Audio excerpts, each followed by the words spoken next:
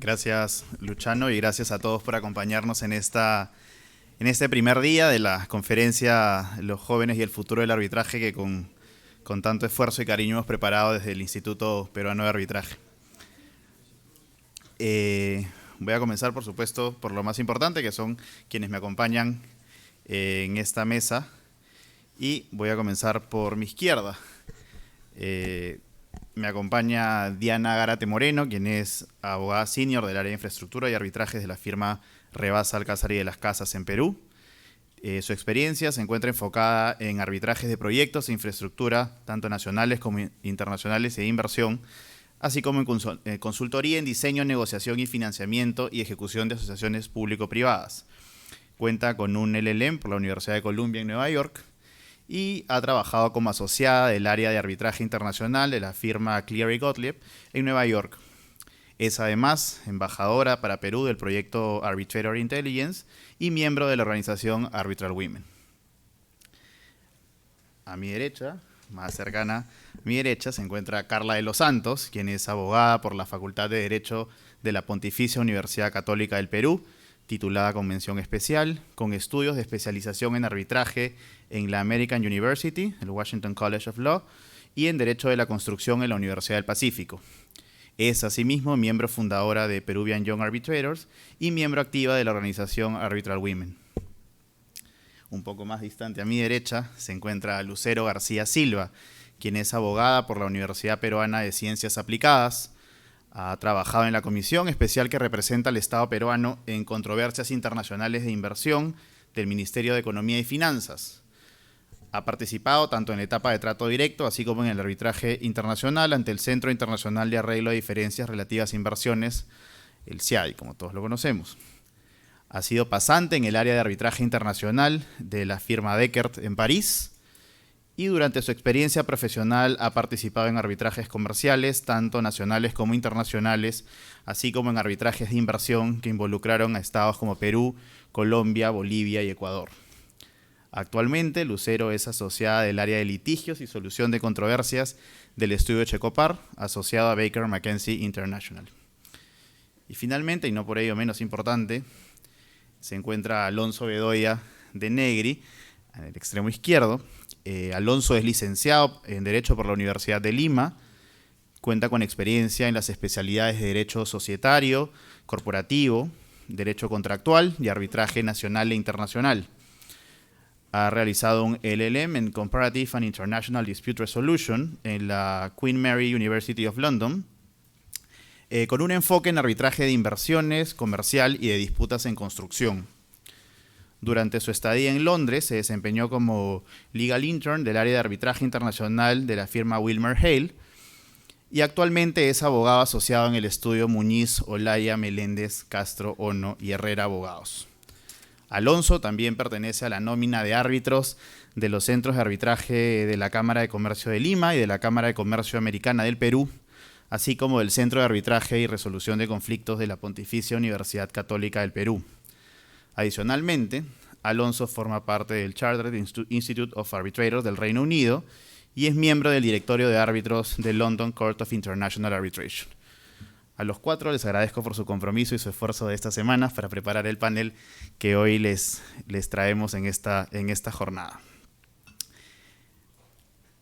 A modo de broma, decíamos antes de comenzar entre nosotros que este era el panel auspiciado por Black Mirror y Netflix, porque no es casualidad que a los 5 nos vean, bueno, con 4 laptops y un iPad, porque es justamente este panel el que tiene que tener la cuota tecnológica de los 2 días de la conferencia. El título de este panel lleva implícito, digamos, la idea de contrastar aquellos conceptos tradicionales de medios probatorios, de medios de prueba, con la inserción, con la inclusión de nuevas tecnologías en un procedimiento arbitral.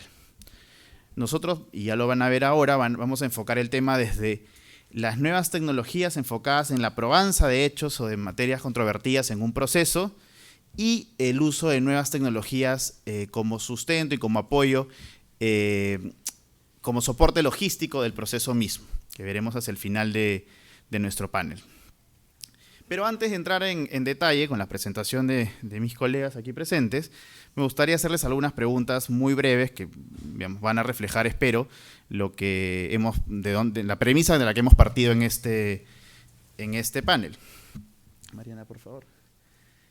Cuando les piden que se refieran a un medio probatorio, digamos, tradicional, que utilizarían en un proceso común y corriente sin mayor dificultad, digamos, ¿en qué pensarían? Rubén.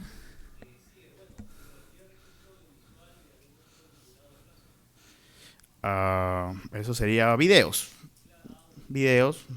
Mariana, ¿podemos voltear el número 5? El número 5. Muy bien.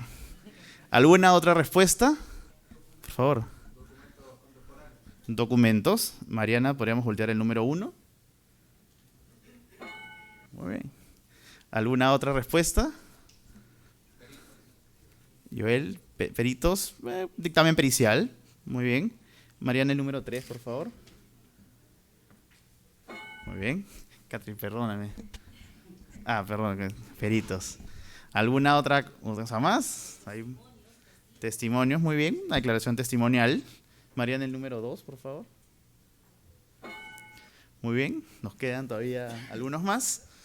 ¿Qué otras opciones se les ocurre? Imaginemos que tenemos que ir a ver el estado de una obra, una inspección. Muy bien, gracias Giorgio. Número 4, por favor, Mariana. Muy bien. Tenemos todavía casi toda la zona derecha, bueno, mi izquierda. El registro de un evento instantáneo, como fotografías, muy bien. Mariana, el número 5, por favor. Perdón, el 6. Perdónenme. El 6, muy bien. Y tenemos un par que quizás son un poquito más difíciles, pero que han sido comentados en alguna conversación y que por ello los he puesto y que no los voy a forzar a llegar ahí, si no terminamos el panel a las 5 de la tarde. Que son el número 7, que es reconstrucción de hechos, y el número 8, que es en una animación en tercera dimensión. Y estas respuestas han sido al mismo estilo de Family Feud, para obtener justamente cómo, cuando en una conversación coloquial o en una conversación, digamos, entre colegas, nuestra mente inmediatamente nos lleva a una concepción tradicional de los medios probatorios. Creo que no resultaría ni es sorpresa para nadie que en primer lugar tengamos documentos y en el último lugar tengamos una animación en 3D, porque quizás no es lo primero que se nos viene a la mente. Entonces, estos resultados para mí no son casualidad, son fruto, digamos, de algún sesgo, de alguna visión un poco tradicional, muy vinculada al mundo judicial, si se quiere, de entender el procedimiento y la probanza de ciertas materias controvertidas. Y es por eso que, para poner un ejemplo y de dónde viene este tipo de concepciones, veamos lo que dice, por ejemplo, el Código Procesal Civil peruano, ¿no? En su artículo 192 dice, ¿cuáles son los medios probatorios típicos? La declaración de parte, la declaración de testigos, los documentos, la pericia, la inspección judicial. Un artículo más adelante abre la posibilidad de incluir aquellos otros auxilios técnicos o científicos que permitan lograr la finalidad de los medios probatorios, pero no se ahonda más en detalle, digamos, en la legislación vigente. Diríamos también que en cierta doctrina que es regularmente consultada, se nos dice, por ejemplo, que los medios utilizados para presentar pruebas ante un tribunal arbitral derivan de la combinación de la autonomía de la voluntad, la discrecionalidad del tribunal y el control de los tribunales judiciales al momento de ejecutar el auto. Y si bien esto permitiría tener una visión un poco más amplia y pensar que podríamos estar hablando de algunos medios no tradicionales y la inserción de nuevas tecnologías, inmediatamente se refieren a la clasificación de medios probatorios como prueba documental, prueba testimonial, oral o escrita, dictámenes periciales en el mismo sentido y la inspección del objeto de la controversia. Entonces es bien interesante que podamos en este panel discutir cómo romper este paradigma tradicional del uso de medios probatorios, ¿no? Pero también hay que ir con mucho cuidado, porque, digamos, en un documento las partes podrán tener la posibilidad de pronunciarse, una pericia podrá ser contrastada con otra. ¿Qué riesgos hay con la inserción de estas nuevas tecnologías con los medios probatorios? digamos, una parte que esté en capacidad de invertir una gran cantidad de dinero para contratar alguna de los servicios, alguna de las empresas que vamos a ver y que mis compañeros van a presentarles como ejemplos, ponen una posición de ventaja frente a una contraparte que no se encuentra en las mismas condiciones. ¿Cuál es el deber del tribunal arbitral en ese caso? Se ha escrito que, digamos, es perfectamente admisible que existan otros medios de prueba distintos a los tradicionales, siempre y cuando en el proceso se adopten las medidas necesarias para el respeto al principio de igualdad y siempre, por supuesto, el debido proceso. Al inicio de esta jornada nos han hablado tanto el doctor Juan Luis Avendaño en la inauguración como el presidente de la Corte de Lima, el doctor Rivera Gamboa, que son los jóvenes los que tienen que ponerse al frente y liderar el cambio en los procedimientos, en la legislación, en la forma de hacer las cosas en el área profesional que nos involucra a nosotros esta mañana. Como nos decía el doctor Soto ahora también al momento de inaugurar el evento, estos jóvenes de ahora, la mayoría presentes aquí, millennials o no millennials, con años más, años menos, han nacido con tecnología moderna, digamos, o conviven en un entorno tecnológico permanentemente. Por eso es que tienen, digamos, una mayor obligación, si se quiere, o una mayor facilidad para insertar este tipo de tecnología novedosa y sobre todo útil para la probanza de determinados hechos o determinadas circunstancias en un procedimiento arbitral. Pero para no marearlos con conceptos, vamos a aterrizar estos ejemplos y vamos a justamente romper esta tablita que hemos visto hace unos minutos.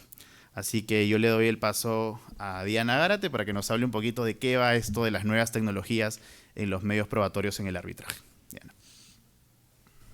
Gracias, Rafael. Y bueno, gracias al Instituto Peruano de Arbitraje por la invitación. Y bueno, a todos, a todo el público por estar aquí esta tarde. Bueno, en realidad hemos querido hacer algo súper dinámico, dado también el tema.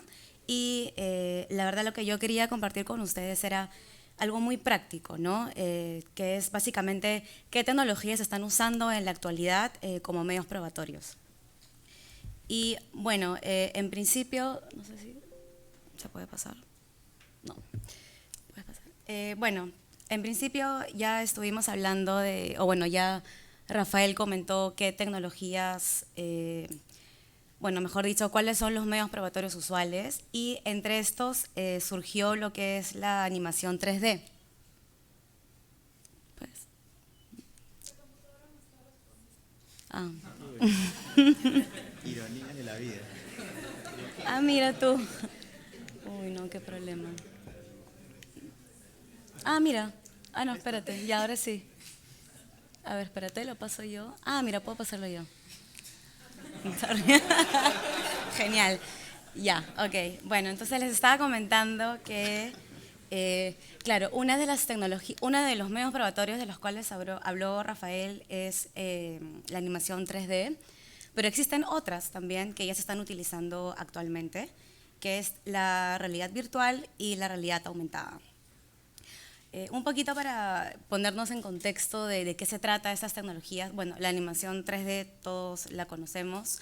Es un proceso, para ser exacta, es un proceso de diseño y animación de imágenes realizada en computadora a través de programas especiales que generan una proyección visual en 3 dimensiones. Y bueno, esto lo podemos ver en juegos de video, etc. Pero hay otro tipo de tecnologías, ¿no?, que son la realidad aumentada y la realidad virtual. La realidad aumentada, el ejemplo más fácil, y por eso lo puse, era Pokémon Go. ¿Esto por qué? Porque la realidad aumentada es cuando se junta, es cuando incluyes elementos virtuales en un espacio o en un entorno real, ¿no? Es cuando mezclas ambos tipos de conceptos, ¿no? En este caso, bueno, lo que es la parte virtual son los Pokémones, y el espacio o el entorno real es justamente donde uno se encuentra situado, ¿no? Y bueno, de hecho, ese tipo de tecnología ha sido muy revolucionaria, no solamente en temas de juegos de video, sino también en temas, también, no sé, por ejemplo, del día a día. De hecho, esto es de Ripley y Saga, que si no saben, tienen una aplicación en la cual uno puede online elegir el mueble que quiere comprar y pone su tablet en el espacio donde quiere ver si puede calzar o cómo se ve y lo puede ver. Entonces, eso es un ejemplo, por ejemplo, de realidad aumentada. Y bueno, tenemos en contraposición también Snapchat, también es un ejemplo de realidad aumentada, donde también se puede ver que se combinan elementos digitales con la realidad. Luego tenemos lo que es la realidad virtual, y aquí en particular sí quisiera hacer hincapié porque sí está dando mucho que hablar la realidad virtual en tema de medios probatorios. Ahorita existe, por ejemplo, y se utiliza en Argentina en lo que es materia penal, en juicios penales. Y también se está tratando de insertar en arbitraje internacional en materia de construcción e infraestructura. En este caso, esta tecnología es una tecnología inmersiva, ¿no? En realidad es una reconstrucción ficticia, ¿no? de los hechos, y lo que hace es permite a la persona que está inmersa en esta tecnología tener una experiencia tanto sensorial como interactiva y emocional, con lo cual pues se activan muchas emociones y sentidos en la persona y tiene muchos efectos psicológicos que vamos a ver más adelante cuáles podrían ser las implicancias de esto ya en un arbitraje y propiamente en la decisión de los tribunales. Un ejemplo súper claro es el Oculus Rift. No sé si han escuchado esta tecnología de Google, que también ya se está usando en materia probatoria, ¿no? Y vamos a ver más adelante cómo. Bueno, ¿cómo es que estas tecnologías se pueden usar en la vida real? Yo quería ponerles un caso de la vida real. Este es un caso, por ejemplo, de un trabajador que sufrió una lesión en el horario de trabajo. Y bueno, aquí el arbitraje era entre el empleador y la aseguradora, ¿no? Para ver en efecto quién tenía que cubrir este daño. Entonces, lo que se hizo fue lo siguiente, fue evidentemente presentar la radiografía de la lesión, que fueron 2 radiografías, pero lo que hizo la contraparte fue, ok, vamos a presentar en realidad no únicamente la radiografía, sino vamos a combinar, puedes hacer clic por favor al video, vamos a combinar lo que es la animación 3D, genial, el video con la animación 3D. Acá se puede ver efectivamente la caída del trabajador, y lo que vamos a ver ahora es que lo que se hizo fue hacer una reconstrucción de la caída con animación 3D para que el tribunal pueda entender exactamente dónde fue la lesión, cómo fue, de qué magnitud, y de esta manera también era una manera de darle mucho más valor al peritaje médico. Evidentemente esto tuvo un impacto mucho más importante en el tribunal, porque claro, evidentemente ver una radiografía, a ver exactamente el video y combinado con esta animación 3D para entender realmente cuál fue la lesión, resultó al final del día mucho más impactante y ganaron el caso.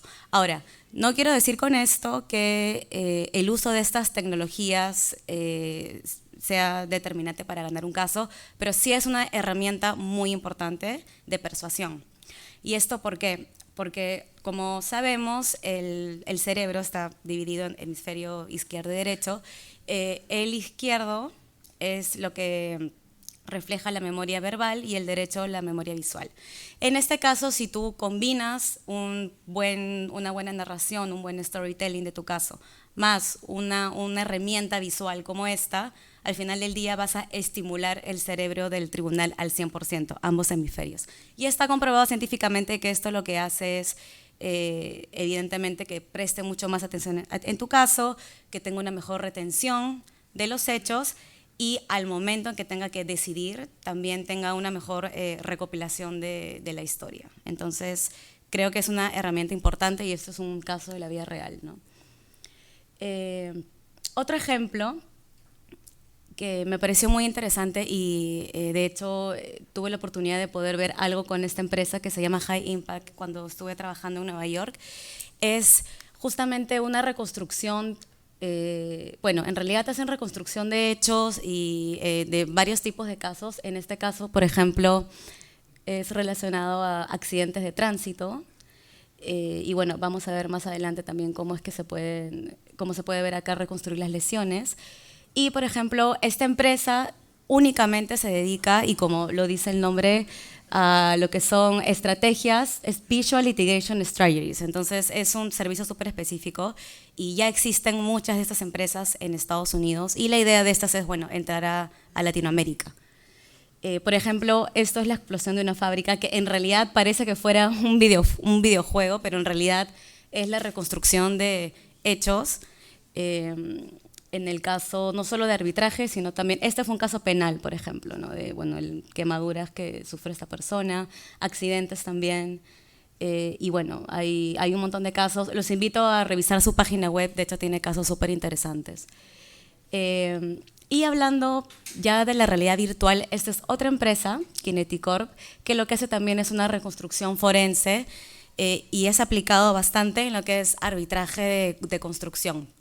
Este es un caso, por ejemplo, de uso de realidad virtual, en la cual imaginemos todos que tenemos lentes 3D y estamos entrando a explorar el lugar donde sucedió, en este caso era la ruptura de un tubo, de un pipeline dentro de esta fábrica. Entonces aquí el tribunal, en este caso en realidad eran jueces, pero lo que estaban haciendo era navegar con los lentes en la escena donde efectivamente se realizó, se produjo la ruptura.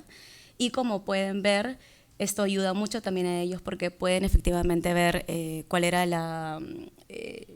el espacio donde pasó esto, cómo se desarrolló, y puedes hacerlo las veces que quieras, ¿no? Nuevamente, por ejemplo, si no te diste cuenta que, no sé, te faltó ver algo a la derecha, puedes volver y volver a ponerte los lentes, y entonces la verdad que es algo muy útil.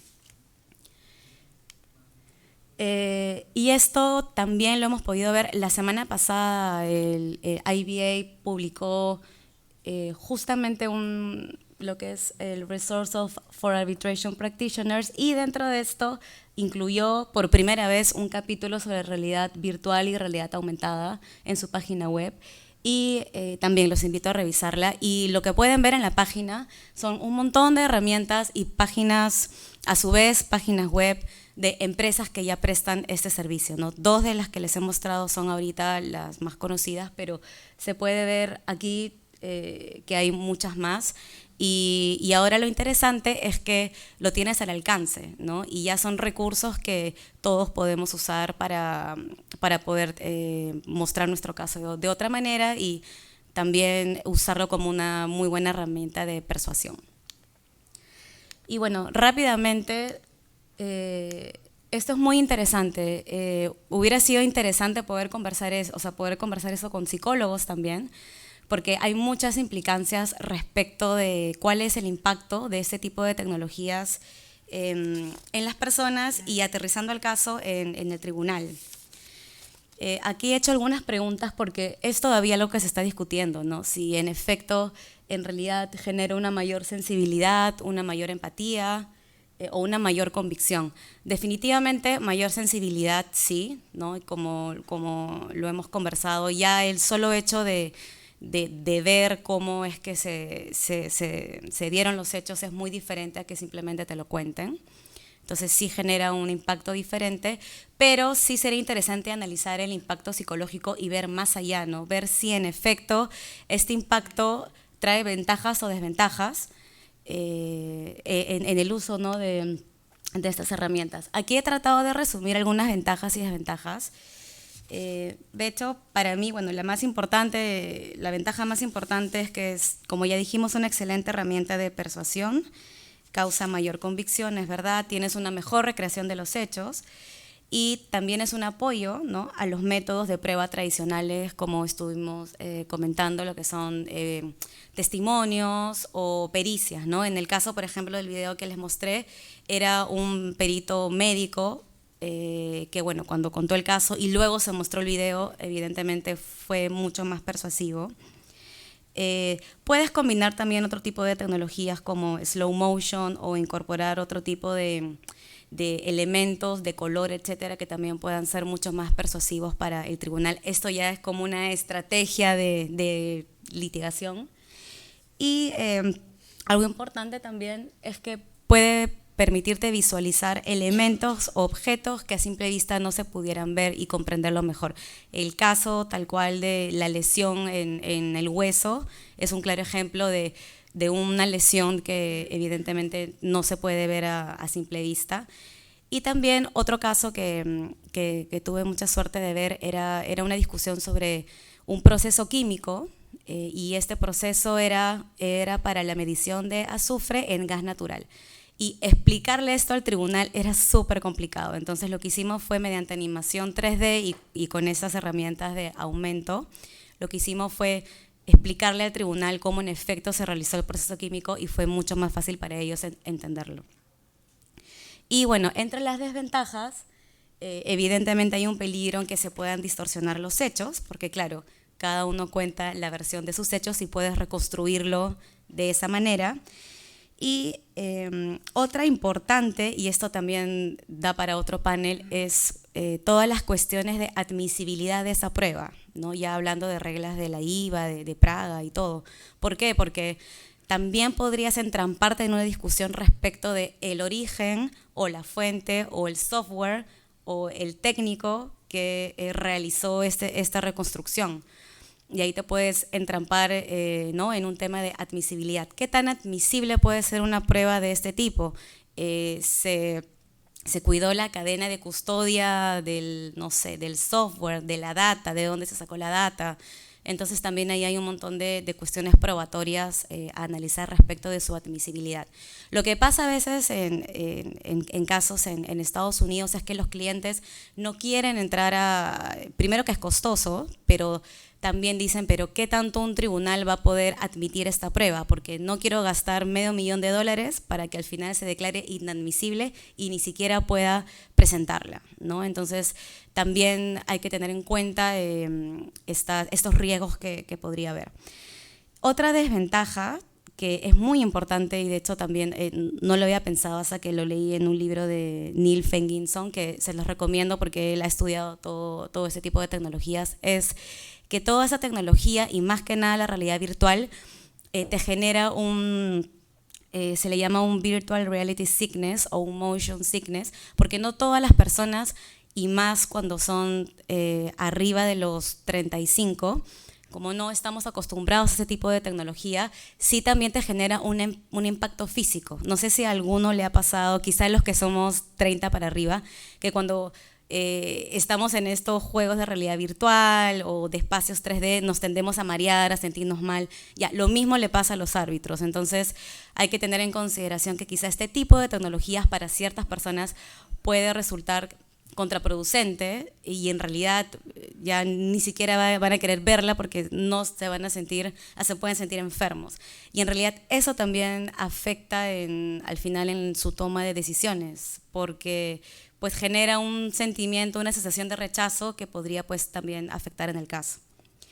Y bueno, ya para terminar, también algo que es muy importante de analizar desde un punto de vista psicológico es el impacto que tiene emocional, ¿no? De hecho, nuevamente Neil Fenginson, algo que él comenta y lo recalca mucho en sus exposiciones es, no es lo mismo ser como árbitro un buscador de los hechos a ser partícipe de los hechos. Y evidentemente este tipo de tecnologías y más que nada la inmersiva que es la realidad virtual, ya llegas tú a ser como árbitro un partícipe de los hechos más que un mero espectador. Y eso también puede tener impacto psicológico al final del día en la decisión que puedas tomar y puede ser también contraproducente para una de las partes. Bueno, este tema en realidad es para hablarlo muy a detalle. Hay posiciones a favor y en contra. De hecho, Gabrielle Natter-Bass, que es una árbitro muy conocida, ella no es que esté en contra, pero sí crea mucha conciencia respecto de cuál es las cuestiones de admisibilidad alrededor de estas pruebas. De hecho, ella señala que hay que cuidar mucho el debido proceso. Puede ser que una de las partes no tenga la capacidad económica de poder acceder a este tipo de prueba. Entonces, si una de las partes no puede y la otra sí, al final se está violando el debido proceso, el derecho de defensa. Podría ese ser un argumento para declarar inadmisible la prueba del otro lado. Otra cosa también que ella comenta es qué pasa en las órdenes procesales. ¿Tendríamos que pactar previamente el uso de este tipo de tecnología o no pactarla? Entonces, bueno, es súper importante eso. Y también a favor, también hay otra corriente a favor donde dice que, ya lo hemos hablado, que este tipo de tecnologías y especialmente la realidad virtual sí permite a los árbitros y al jurado tener una mayor comprensión y reconstrucción de los hechos, ya que no solamente es importante el storytelling, sino también tener una herramienta de persuasión que te permita poder tomar una mejor decisión. Bueno. Gracias, Diana. Y si esto les ha parecido interesante, Gracias.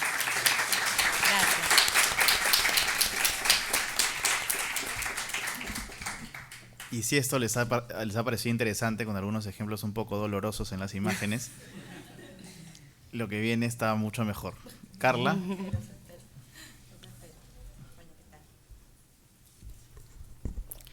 Gracias Rafael por la introducción. Muchas gracias a Lipa por la invitación.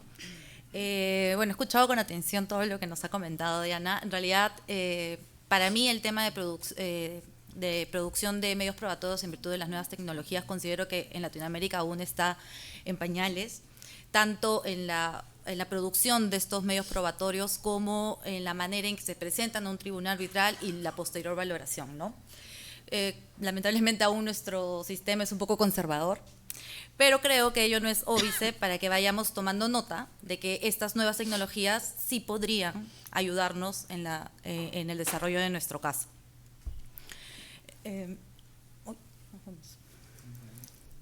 Bueno, ya nos fuimos. Ya. Bueno, para el convencimiento de un tribunal arbitral todos conocemos que hay dos elementos esenciales. La claridad en los hechos y que el medio probatorio utilizado afirme estos hechos.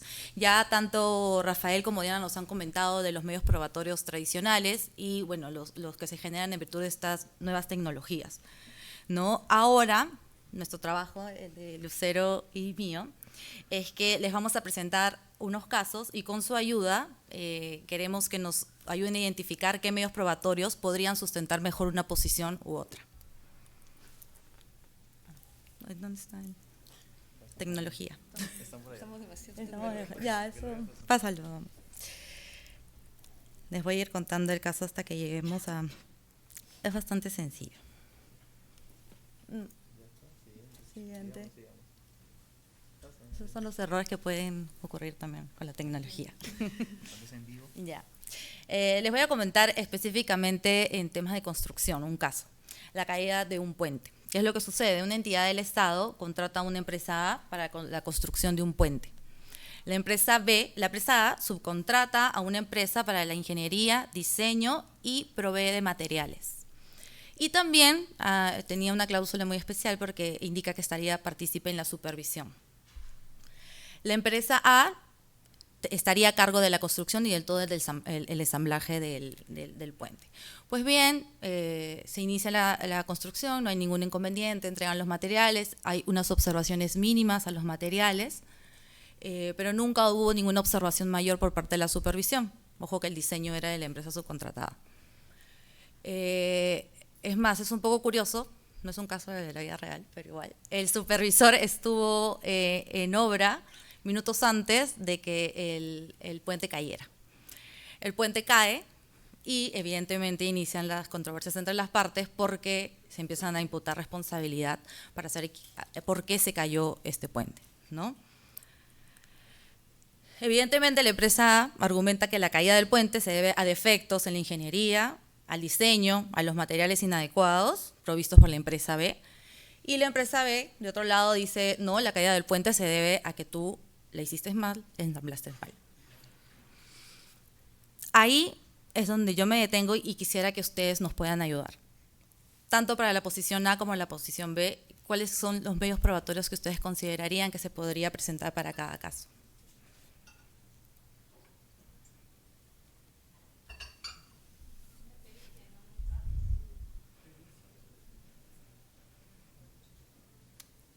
Claro, la primera respuesta que nos viene a la mente evidentemente es la pericia.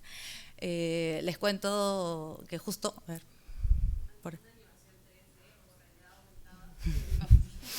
También, exacto, ahí va directo al grano. Solo les cuento un detalle, en realidad hubo pericias, pero no se podría determinar específicamente por qué cayó el puente. Entonces, esto evidentemente nos lleva a una situación en que de repente la tecnología nos podría ayudar a determinar esta caída del puente. Y por eso les quiero compartir este video, donde se ve el proceso constructivo.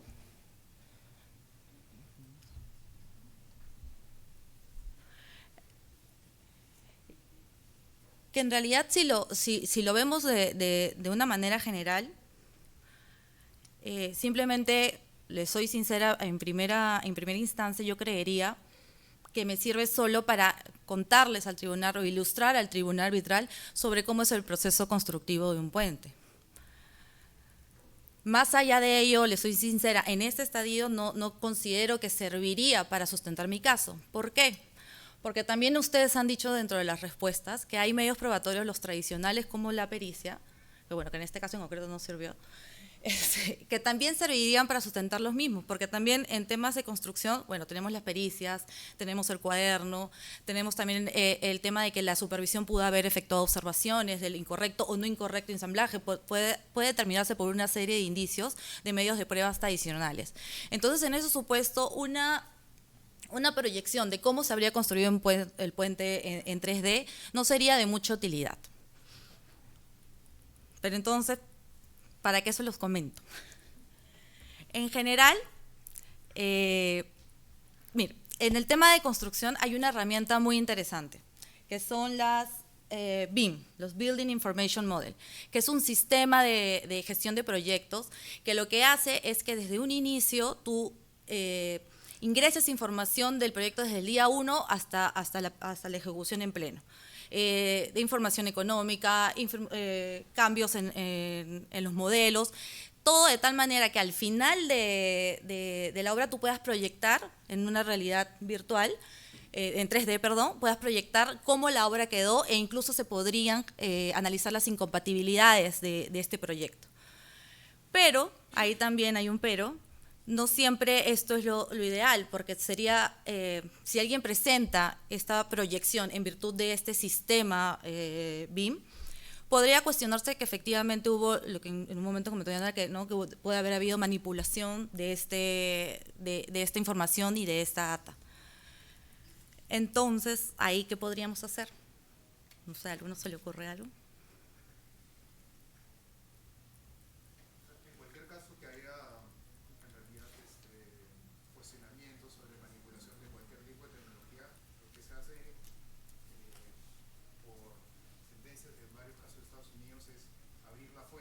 Abrir código y le das la posibilidad a la otra persona de un experto tecnológico, un programador o lo que sea, pueda ver el código y ahí se cura ese seguro. O sea, ya no tendría que haber un cuestionamiento de manipulación. Sí, es una opción. No sé ustedes qué opinan del blockchain. Sí, sí, dime.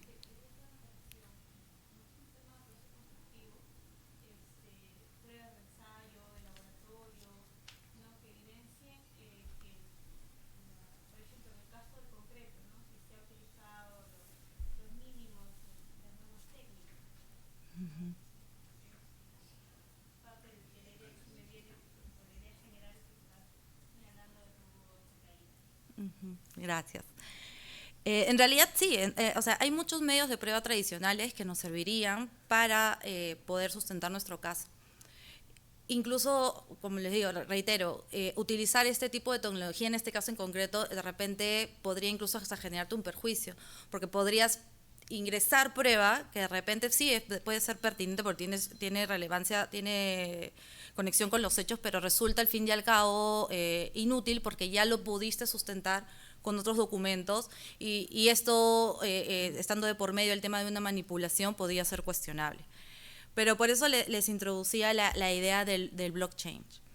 Les soy sincera, a mí se me ocurrió, revisando las implicancias, los candados que tiene todo el blockchain, ¿no?, a nivel virtual. Y no estoy inventando, porque sí lo he leído, que hay compañías en Estados Unidos que están analizando el blockchain en temas de construcción. ¿Por qué? Y específicamente para utilizarlo este proyecto, a este modelo de gestión de proyectos que es el BIM.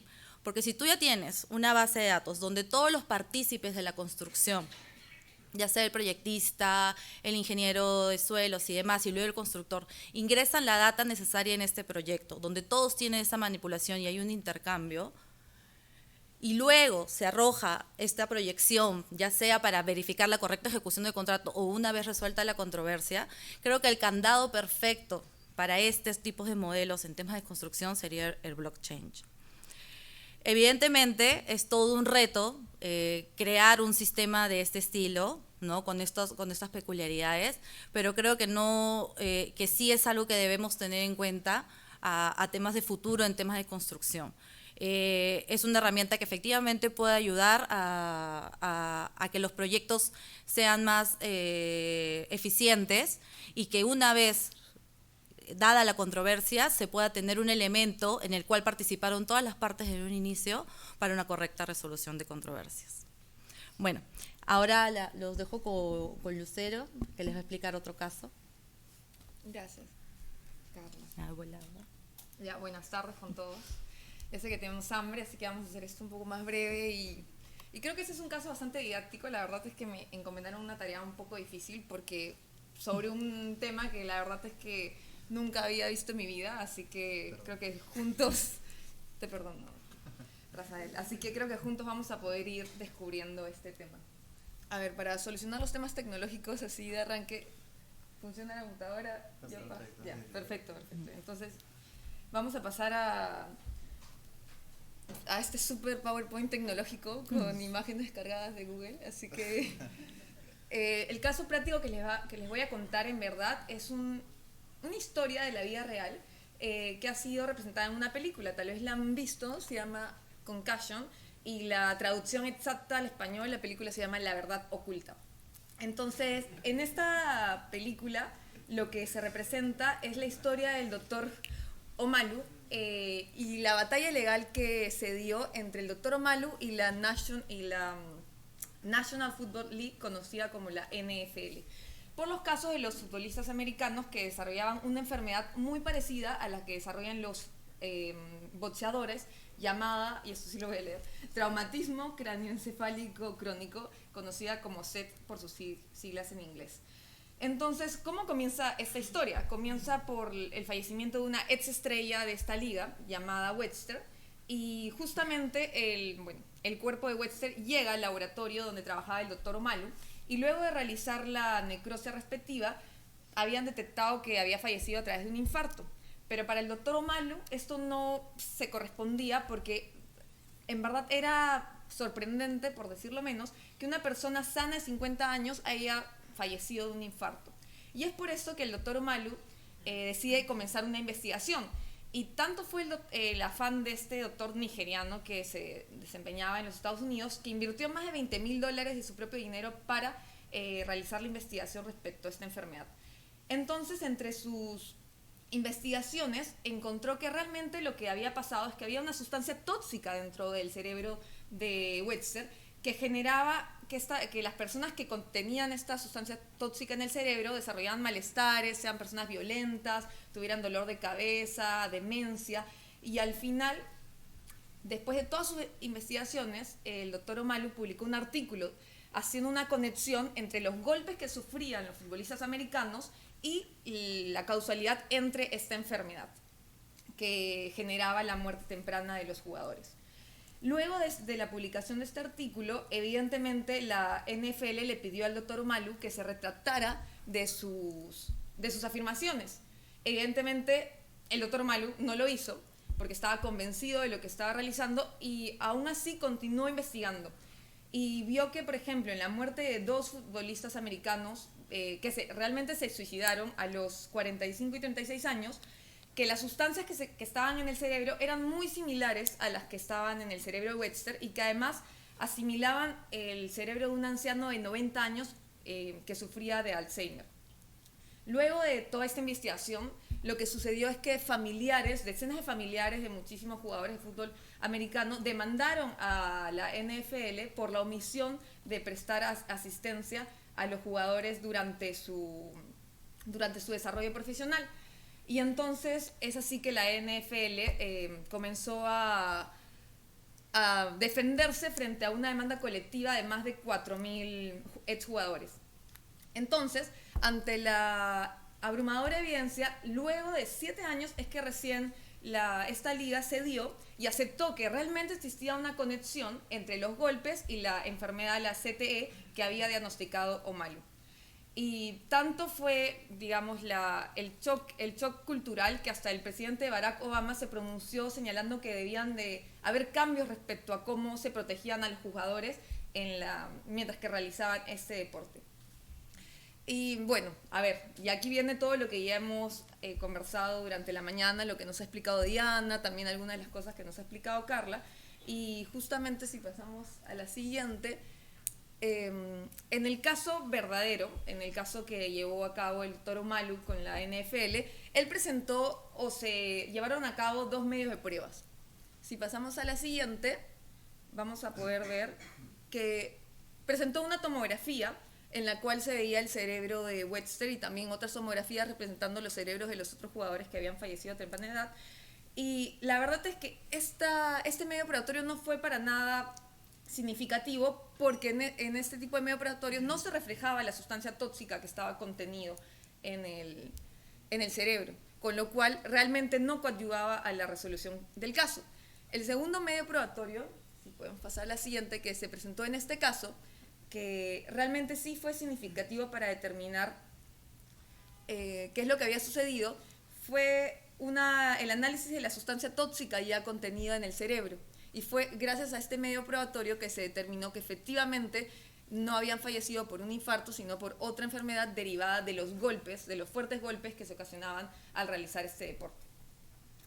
Y justo pensando en los medios probatorios de la nueva generación, por así decirlo, se me ocurrió pensar qué otros medios probatorios podríamos utilizar hubiésemos podido utilizar para que este caso sea mucho más fácil de llevar, porque esta prueba para el Dr. Omalu fue realmente decisiva, pero si no lo hubiese presentado, el resultado hubiese sido totalmente contrario. Si puedes pasar a la siguiente, gracias. Entonces me gustaría si pudiesen ver este video, que justamente es un extracto de la película que les comento. Van a poder observar al Dr. Omalu, representado muy bien por Will Smith, en la cual demuestra a su novia del momento lo que sucedía, bueno, su novia, después esposa, ¿no?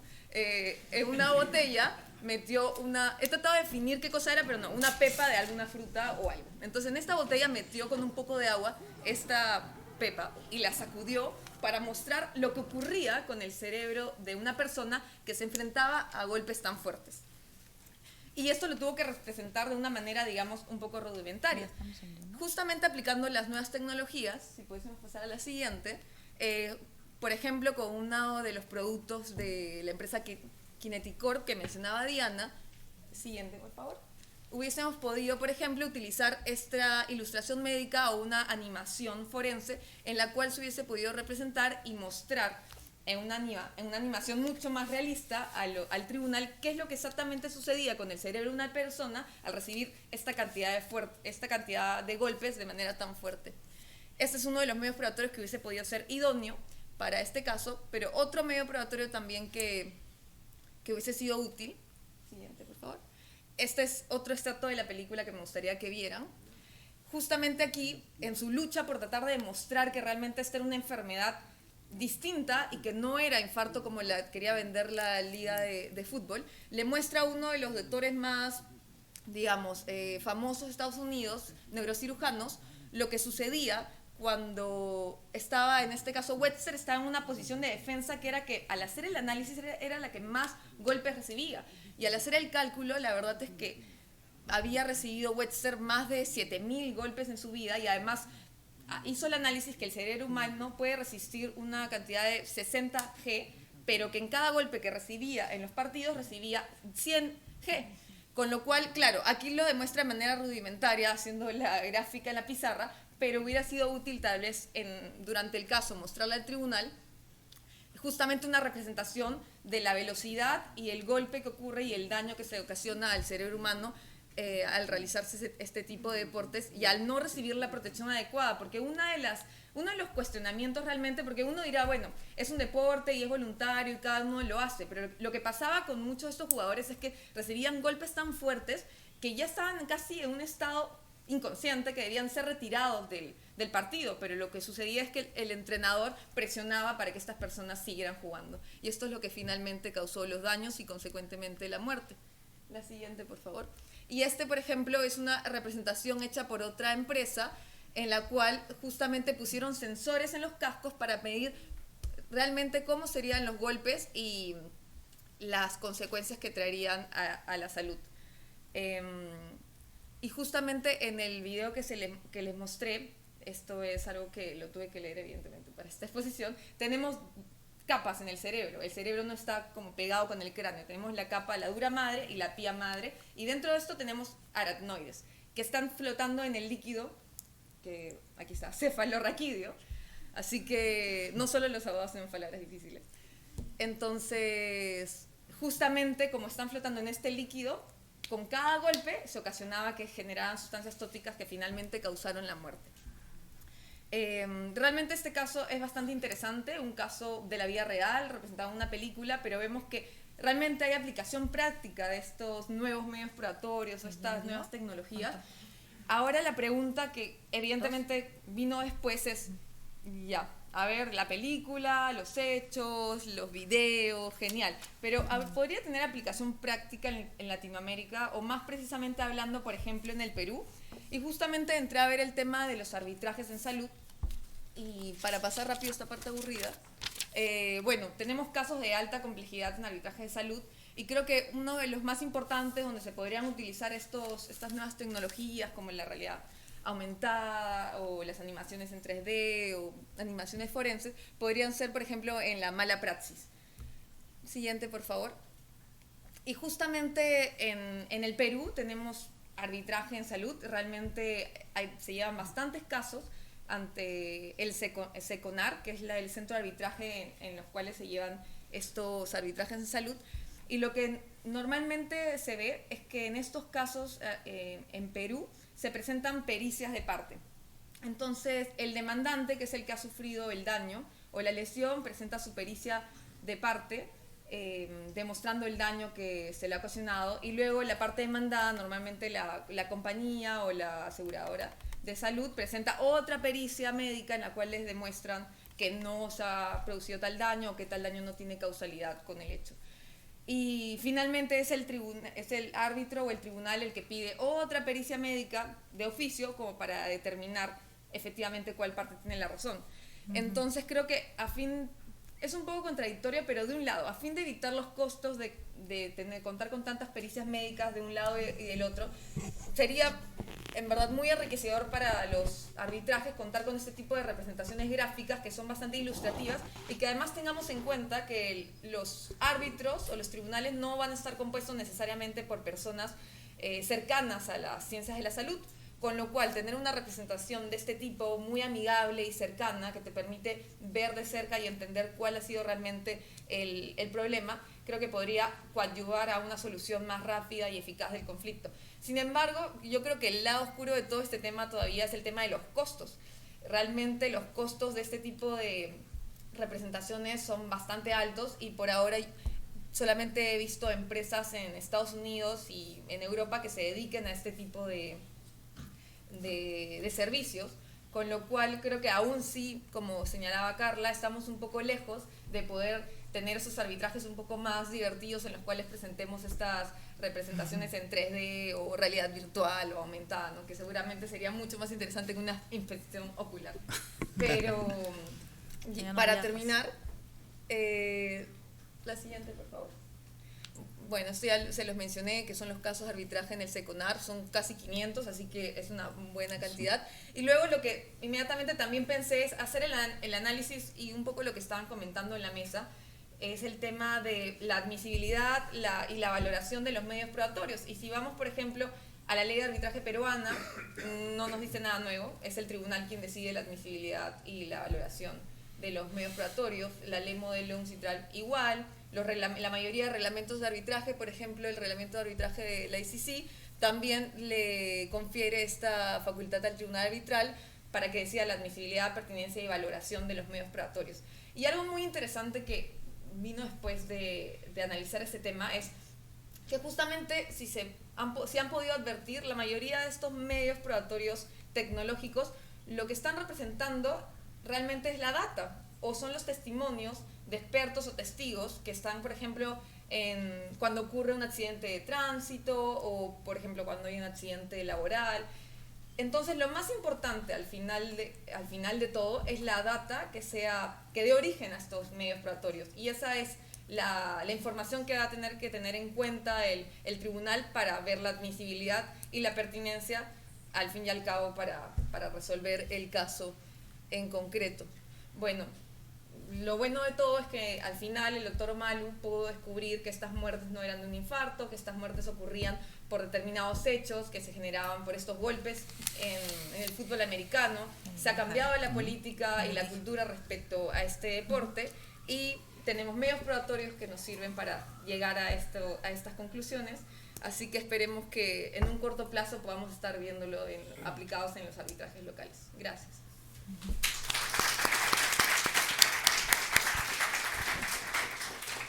Gracias, Lucero. Le dije que era mejor de lo que ya habíamos visto. No queremos terminar el panel sin que Alonso nos comparta algunas ideas de la inclusión de las nuevas tecnologías, no solamente en la probanza de hechos, digamos, la inclusión de nuevas tecnologías como medios probatorios, sino los beneficios de la inserción de esta tecnología de punta, de avanzada, en la tramitación y en el soporte logístico de los procedimientos arbitrales, sean domésticos o arbitrajes internacionales. Alonso. Gracias, Rafael, gracias, Carlos, gracias a LIPA por organizar este evento y promover siempre la difusión del arbitraje entre la gente joven.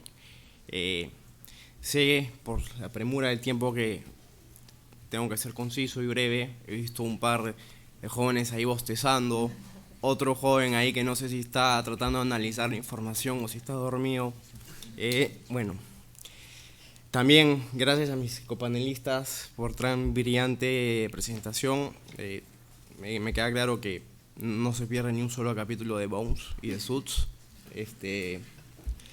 Y bueno, yo quiero hablar un poco del uso de la tecnología dentro del proceso arbitral más que en el medio probatorio.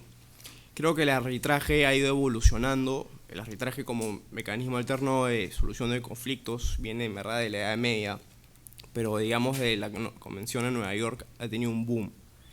Y a raíz de eso y a raíz de que han salido tratados bilaterales de inversiones y multilaterales, creo que el arbitraje ha tenido siempre que ir de la mano con la evolución y con el uso eficiente de la tecnología. No sé si puede. El principal objetivo de la tecnología en el arbitraje es obviamente hacer que el proceso arbitral sea más célere, expedito y que se pueda ganar tiempo y recursos de una manera eficiente. Ahora bien, hay varios tipos de mecanismos que se utilizan en el día a día, que utilizamos en el arbitraje internacional, incluso en el local, en el doméstico, como es uso de videoconferencias, utilizar inteligencia artificial. Todavía no estamos tan sofisticados acá, pero sé que en otros lugares sí se están utilizando esas tecnologías. Se utiliza también mucho Virtual Data Rooms, que es para poder acceder en el momento en vivo a la documentación presentada por las partes. Y también el tema de blockchain y arbitraje que va de la mano con smart contracts, que después, si tengo algo de tiempo, lo mencionaré brevemente. Quiero también mencionarla como la cuarta vez, voy a mencionarla entre la encuesta de 2018 de Queen Mary. Si algo prerrogativa tengo, creo que formé parte de esta encuesta en su elaboración, así que me siento honrado de que muchos profesionales acá hoy día la hayan citado. Y en dicha encuesta, el 61% de los encuestados creen que el proceso arbitral será más eficiente a través del uso de tecnología. Asimismo, el 81% de los encuestados creen que el uso del arbitraje internacional en el futuro será el mecanismo para resolver disputas en el sector tecnológico. Ahora bien, si pasamos al cuadro, este mismo cuadro que se pudo apreciar en la encuesta, no sé si lo pueden ver ahí, pero más o menos demuestra el tipo de tecnologías que se usan y el grado de utilización. El recuadro azul significa lo que nunca se ha usado. Si vemos la videoconferencia, es algo que se utiliza muy frecuentemente, pero un virtual hearing, es decir, una audiencia no presencial, es algo que rara vez se usa, si es que nunca. También el uso de AI tampoco se utiliza mucho. Y esto es como consecuencia de algo muy práctico. A ver, hoy en día los árbitros, los que arbitran mayores controversias, son gente que tiene de 50 para arriba años. Evidentemente ellos no son muy aversos a usar la tecnología de punta y muchas veces prefieren el mecanismo más tradicional, como es el pedazo de papel, que finalmente todos los utilizamos sin importar la experiencia o la edad que tengamos. Una breve evolución de la tecnología en el arbitraje se puede ver desde el 2004, que la ICC hizo su primer task force, en donde el principal mecanismo de correspondencia entre las partes y el tribunal era por email. Luego, en el mismo año, se comenzó a usar el PDF, y en 2005 la ICC innovó con el Netcase, que permitía hacer el seguimiento de los casos online. Hoy en día, ya 10 años después de eso, se utiliza ya más las videoconferencias y bases de datos encriptados. ¿Cómo coadyuva el uso de la inteligencia artificial y de toda la tecnología al proceso arbitral? Bueno, esto en teoría tendría que reducir significativamente los costos del proceso. Significa menos audiencias presenciales, menos uso de papel y menos logística relacionada a llegar fajos de papeles. Sin embargo, como todo arte de la modernidad, su desempeño dependerá del usuario y la forma como se utiliza. Un uso indebido de la tecnología muchas veces puede resultar en un proceso muy caro y que finalmente no genere convicción en el tribunal arbitral. Lastimosamente he podido ver en mi experiencia en WilmerHale, que Tomás creo que también está entre los participantes, que a pesar de que muchas veces los abogados jóvenes queremos imponer el uso eficiente de la tecnología, cuando vamos a las audiencias vemos a los árbitros con un fajo de papeles que finalmente imprimen todo y todo se duplica. Digamos, todo está en medio electrónico, pero también lo imprimen en medio físico. Entonces un poco le quita la sinergia y la finalidad del uso avanzado de inteligencia informática, si es que finalmente se usan los métodos tradicionales para poder realizar los documentos.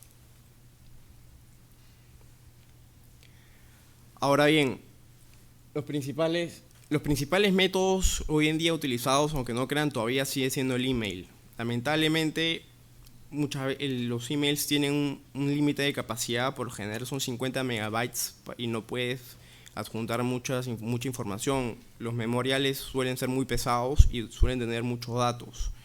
¿A quién no le ha pasado que a la hora tienen una fecha límite para poder presentar los documentos, envían un email o tratan de subir los documentos y no se puede por algún motivo, de repente porque son pesados?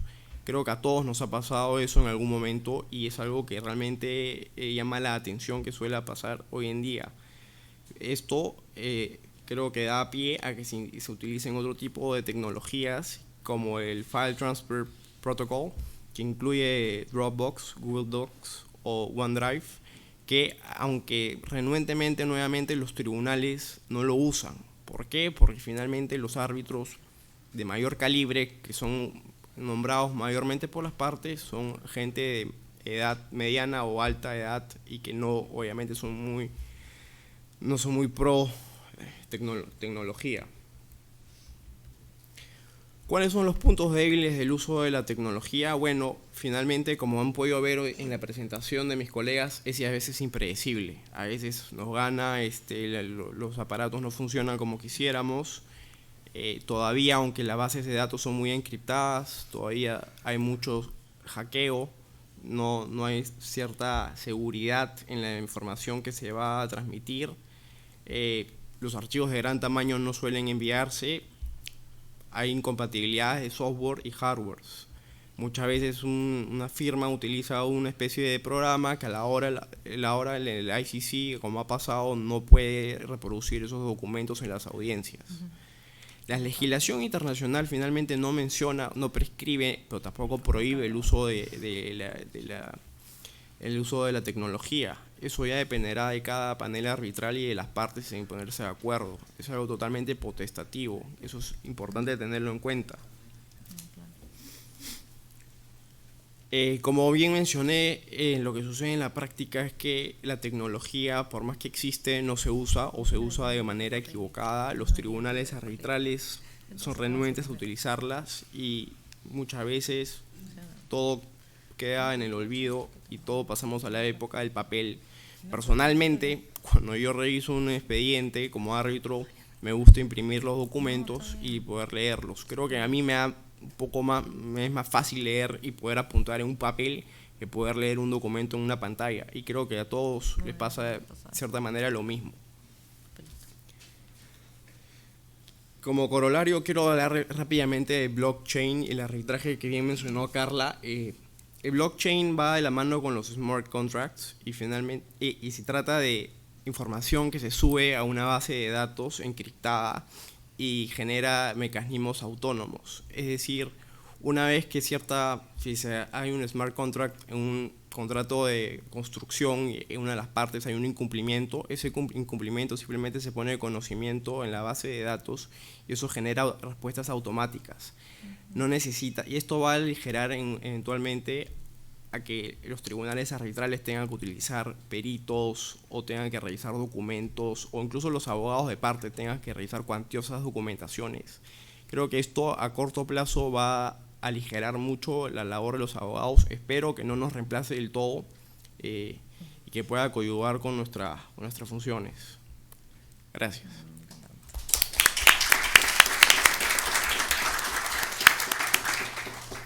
Bueno, muchas gracias a mis compañeros del panel. Espero que les haya resultado interesante, que les haya gustado las intervenciones y lo que se ha preparado en esta mesa. Y nada, los invito a que nos acompañen en el siguiente panel con el que cerramos este primer día de la conferencia. Muchas gracias.